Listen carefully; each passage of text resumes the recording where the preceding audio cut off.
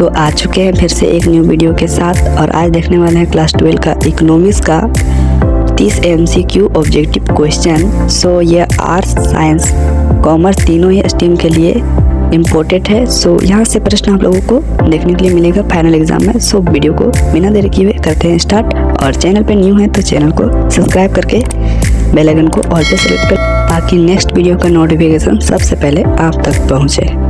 सो पहला प्रश्न दिया हुआ है आप लोगों के सामने कि सीमित साधन एवं असीमित आवश्यकता का विचार किसने दिया। तो आप लोगों का इसका आंसर हो जाएगा option number C, right, Robbins ने दिया। बढ़ते हैं नेक्स्ट क्वेश्चन की ओर। और क्वेश्चन नंबर 2 में आप लोगों का दिया हुआ है कि उस वक्र का नाम बताएं जो आर्थिक समस्या को दर्शाता है। सो इसका आंसर हो जाएगा उत्पादन संभावना वक्र। और बढ़ते हैं नेक्स्ट प्रश्न की ओर। सो आप लोगों का तीसरा नंबर प्रश्न दिया हुआ है कि आर्थिक समस्या मूलतः किस तथ्य की समस्या है। सो आंसर इसका हो जाएगा चुनाव की समस्या। सो 4 नंबर क्वेश्चन में दिया हुआ है आप लोगों का कि वस्तु की हर अगली इकाई के प्रयोग से सीमांत उपयोगिता क्या होती है, तो घटती है। और बढ़ते हैं नेक्स्ट क्वेश्चन की ओर।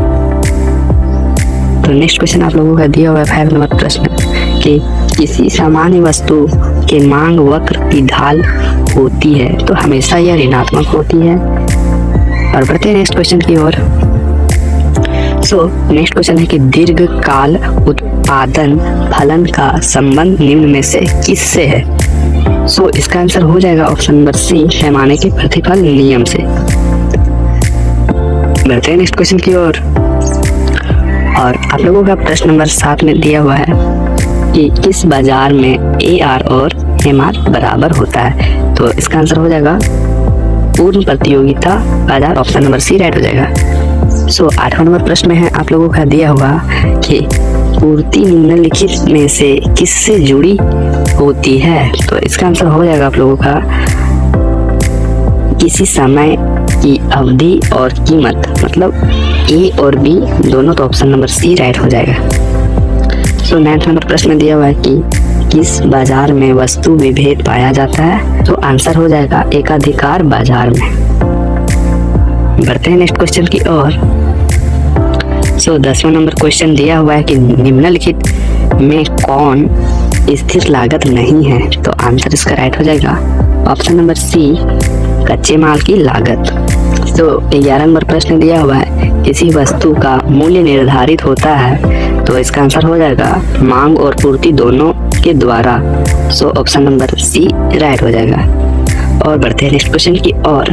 सो नेक्स्ट क्वेश्चन आप लोगों का दिया हुआ है कि प्रत्येक बाजार दशा में एक फर्म के संतुलन के लिए कौन सी शर्त पूरी होनी आवश्यक है। सो इसका आंसर में आप लोगों का हो जाएगा दिया हुआ है MR और MC बराबर होते हैं और MC वक्र MR वक्र को नीचे से काटता है, यानी ऑप्शन नंबर डी राइट हो जाएगा, B और C दोनों।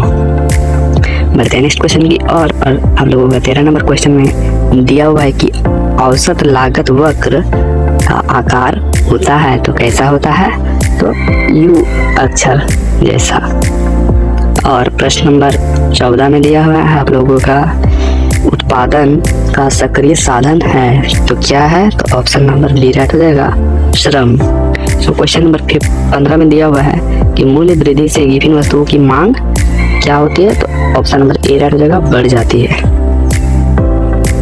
16 नंबर प्रश्न में दिया हुआ है आप लोगों का कि सामान्य कीमत स्तर का अध्ययन किया जाता है। तो इसका आंसर हो जाएगा समष्टि अर्थशास्त्र में किया जाता है।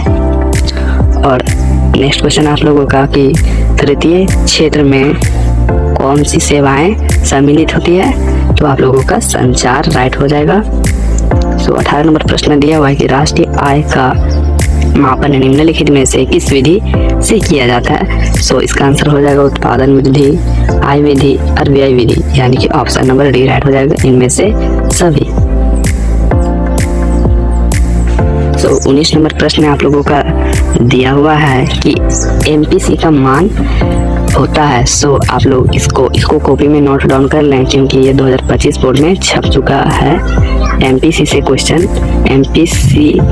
क्वेश्चन आप लोगों का इकोनॉमिक्स में देखने के लिए मिल जाएगा। सो इसका राइट आंसर हो जाएगा 0 से अधिक किंतु 1 से कम एमपीसी का मान आता है। सो बढ़ते हैं नेक्स्ट क्वेश्चन की ओर। सो 20 नंबर प्रश्न में दिया हुआ है कि मुद्रा पूर्ति का नियमन करता है। सो कौन करता है? So Reserve Bank of India.